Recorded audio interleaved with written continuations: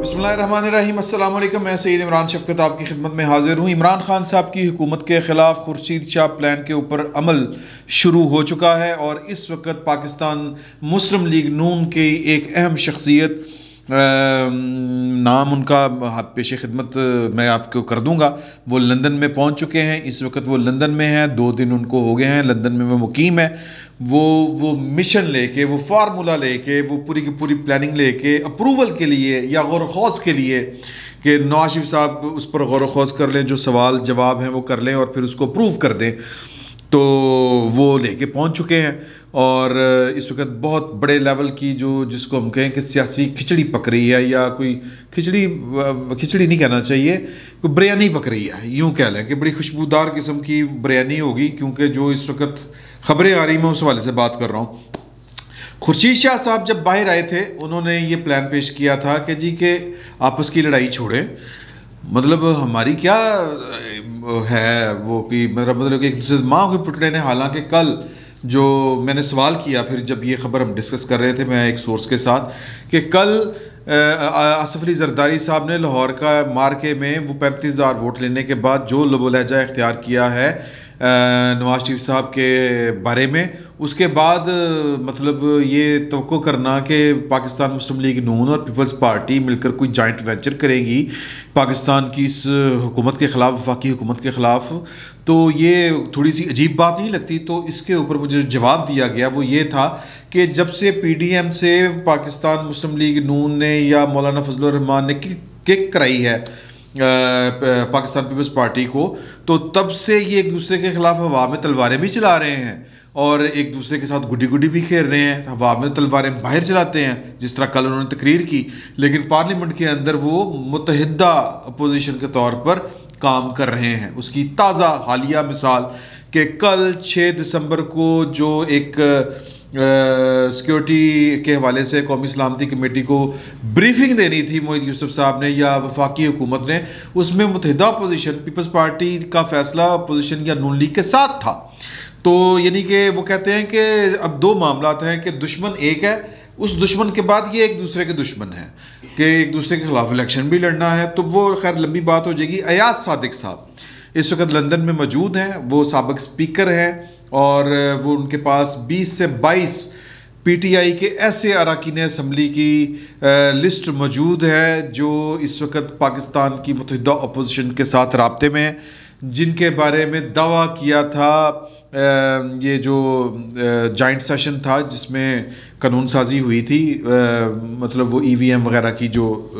कानून साजी हुई थी, और जिसके ऊपर अपोजिशन का क्लेम था कि इस सेशन के लिए पाकिस्तान की इस्टेब्लिशमेंट ने अपना रोल प्ले किया है और जो इत्तेहादी हुकूमत के छोड़ के जाना चाह रहे थे उनको वापस लेके आए हैं और कहा कि आखिरी दफ़ा हमारे कहने पे वोट डाल दें वरना वो गड़बड़ हो जाएगी। वो गड़बड़ जो भी थी वो आपको पता है कि वो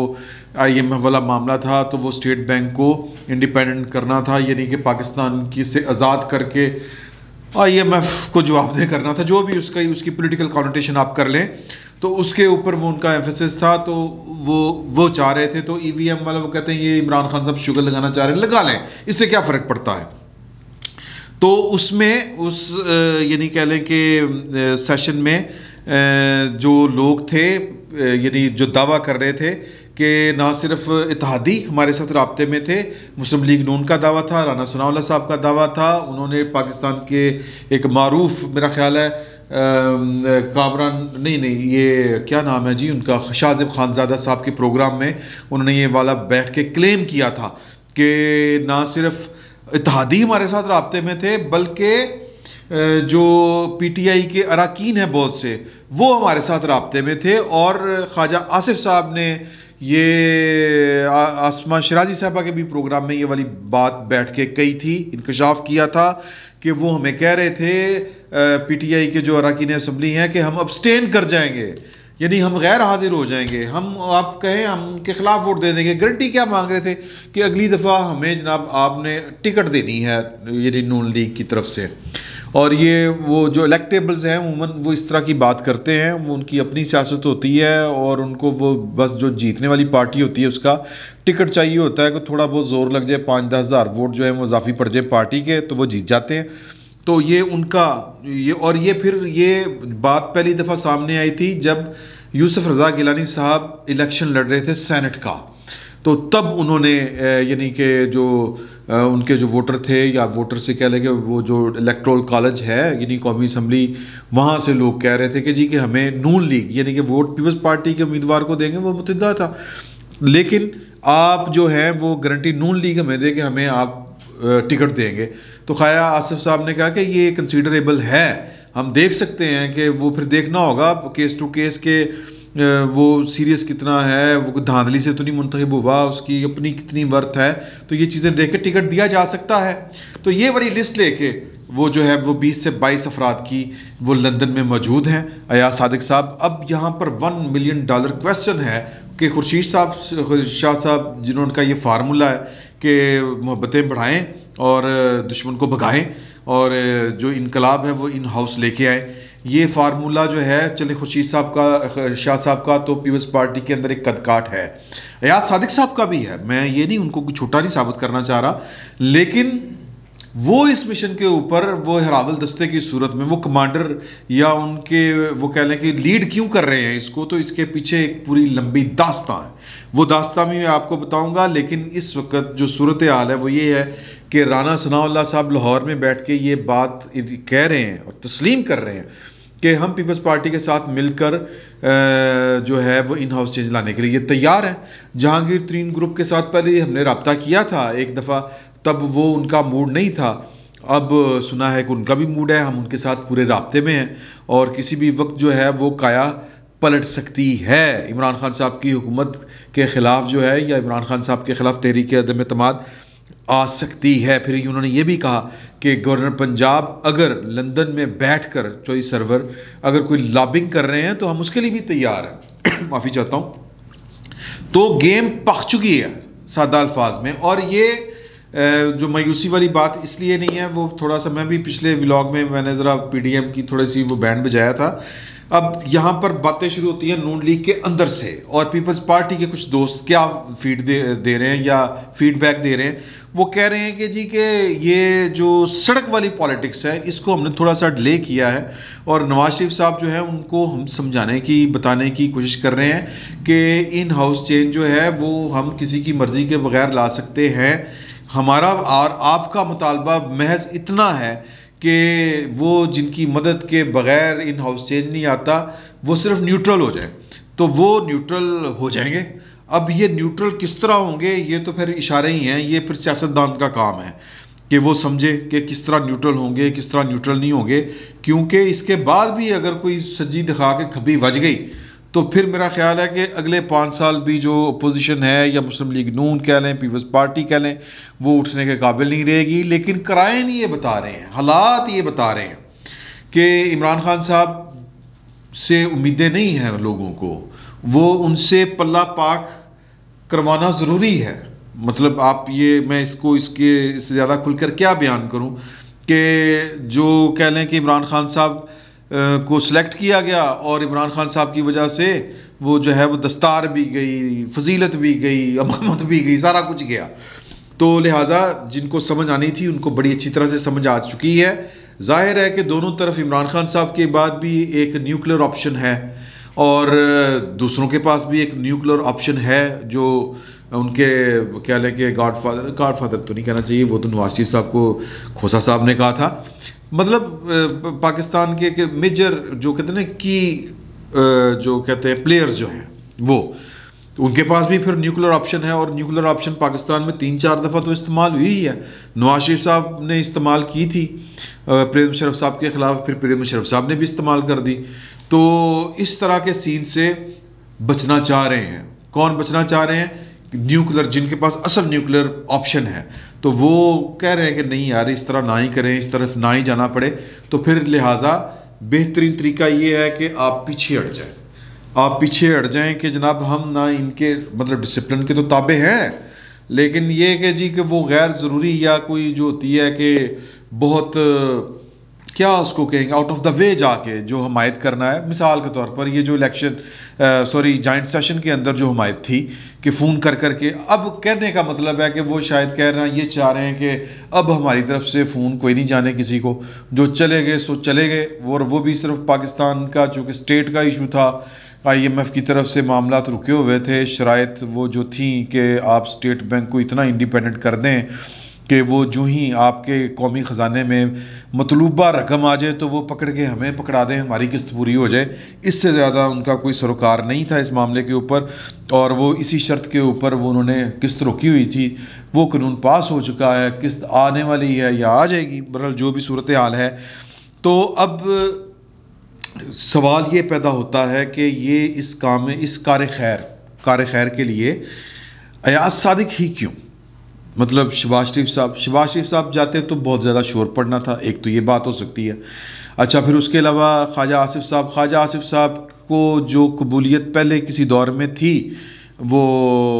उन्होंने जो करवाया था ना वो वाला आर्मी एक्ट में तरमीम वाला मामला, वो गारंटर थे और वोट उनके कहने के ऊपर जो था वो पड़ा था। तो तब से ये नहीं कह रहे कि वो उनका वो मकाम उस तरह से नहीं रहा वहाँ पर, तो लिहाजा वो भी लीड करने की पोजीशन में नहीं थे। तो अयाज सादिक साहब जो हैं ये अपना कह लें ये पिंडी ग्रुप है। जिस तरह आप उनके, मैं एक छोटा सा आपको वाक़या सुना देता हूँ। जंग से शेख वकास अकरम वो मतलब सियासतदान है, वो परवेज़ मुशर्रफ दौर में काफ लीग में थे, फिर एक दो थोड़े से अरसे के लिए वो नून लीग में भी आए, फिर नून लीग में ही टेक्निकली वो नून लीग में ही हैं, लेकिन वो कह लें कि ज़रा पीछे हो गए हुए हैं जब से नून लीग ज़ेरे ताब है। तो शेख वकास अकरम साहब जब मुस्लिम लीग नून में शामिल हुए तो फिर वो जो एक रिसेप्शन सी होती है, मुलाकात वगैरह, खाना शाना, तो नवाज शरीफ साहब वहाँ पर थे। तो उन्होंने गुफ्तगू के दौरान बताया कि मैं और अयाज सादिक साहब जो हैं ये हम लंदन में दौरे करते रहे इकट्ठे, तो वो यानी GHQ के वफ्द भेजता है तो उसमें हम इकट्ठे होके जाते थे। तो मियाँ साहब जनाब चौंक पड़े और उन्होंने, आज सादिक तुम GHQ में मतलब तुम्हारा आना जाना है? तो उन्होंने कहा जी वो बड़ी पुरानी बात है। तो ये नहीं कहने का मतलब ये है कि GHQ के साथ उनकी शनासाई, उनका आना जाना, जिस तरह शफकत महमूद साहब जो हैं वो ब्यूरोक्रेट यानी अपने रिटायर होने के बाद या सरकारी उहदा छोड़ने के बाद जो हैं वो जो कह लें कि जो उनके ग्रुप्स होते हैं GHQ के, थिंक टैंक्स कह लें या जो भी इस तरह के ग्रुप्स होते हैं प्रोफेशनल्स के, उसमें वो अटैच रहे हैं और उसी की वजह से वो मंजूर नज़र भी हैं और हर सिस्टम में कहीं ना कहीं वो उनकी जगह बन जाती है। तो अयाज सादिक साहब भी उसी तरह के हैं, लेकिन अयाज सादिक साहब का मामला थोड़ा सा कटाई में पड़ गया था, वो वाला बयान देने की वजह से वो टांगें काँप रही थी। तो वो किसी ने समझ लिया कि ये शायद पाकिस्तान के यूनिफॉर्म को ये वाली बात की गई है, लेकिन वो कहते हैं कि मेरा इशारा इमरान खान साहब की तरफ था, क्योंकि इमरान खान साहब जिस तरह ख़िताब कर रहे थे अभिनंदन वाले वाक़े के ऊपर, तो उस तरफ इशारा था। तो बहरहाल वो वाला, लेकिन मामला ये है कि अयाज सादिक साहब की शनासाई पुरानी है और अयाज सादिक साहब जो हैं वो उनके लिंक्स की वजह से ये मतलब ख़्याल ये किया जाएगा कि शायद वो चूँकि उनका राब्ता पुराना है तो वो अंदर से अच्छी खबर या जो भी सूरत हाल है वो प्रॉपर बता सकेंगे और ला भी सकेंगे खबर और पहुँचा भी सकेंगे खबर। तो ये मेरी अपनी ये ऑब्जर्वेशन है, गलत भी हो सकती है। तो ये वाला जनाब सिंपल सा मामला है। और इसके बाद जो है यानी कि ना सिर्फ ये वाला मामला कि 20-22 लोग जो हैं वो PTI के टूटने के लिए तैयार हैं, नवाज शरीफ साहब उसके ऊपर गौर खोज करेंगे कि ये बंदे में कितनी सदाकत है, बैकग्राउंड क्या है, धोखा तो नहीं देगा, प्रेशर में तो नहीं आ जाएगा। और जाहिर है कि इस तरह के जो 20-22 लोग होते हैं वो जब, मैं माफ़ी चाहता हूँ ये मैं इसको छेड़ देता हूँ, 20-22 लोग जब इस तरह N ब्लॉक एक टूट के आता है तो वो आज़ाद माहौल में, मतलब उसको जब पता हो ना कि कहीं बड़ी जगह तो डंडा नहीं पैना, तो वो फिर आता है जब उसको सेंस कर लेता है कि पाइन काम लग गया होया।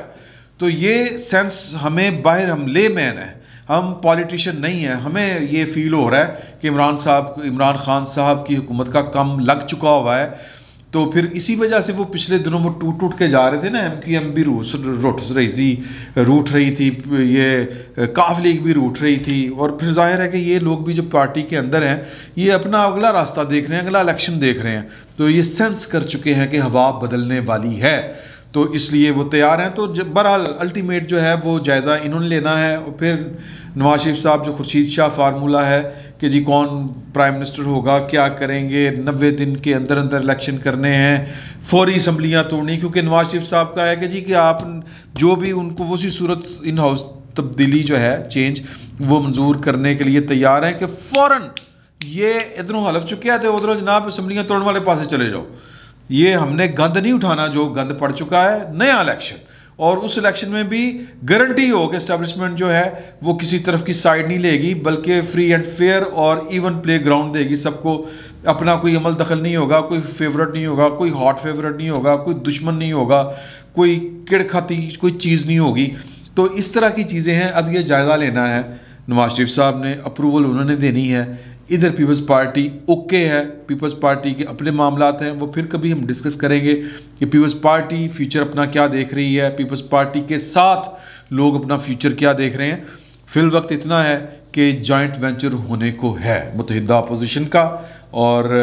ये किसी भी वक्त जो है वो टल्ली खड़क सकती है और किसी भी वक्त आपको ब्रेकिंग न्यूज़ मिल सकती है। और या सादिक साहब आ जाएंगे 1-2 दिन में, तो चीज़ें ग्रेजुअली अपना रास्ता बना रही हैं, सियासत अपना रास्ता बना रही है, रुकी हुई नहीं है, सियासत चलने के नाम पर चल रही है। फिल वक्त इतना ही, बहुत बहुत शुक्रिया।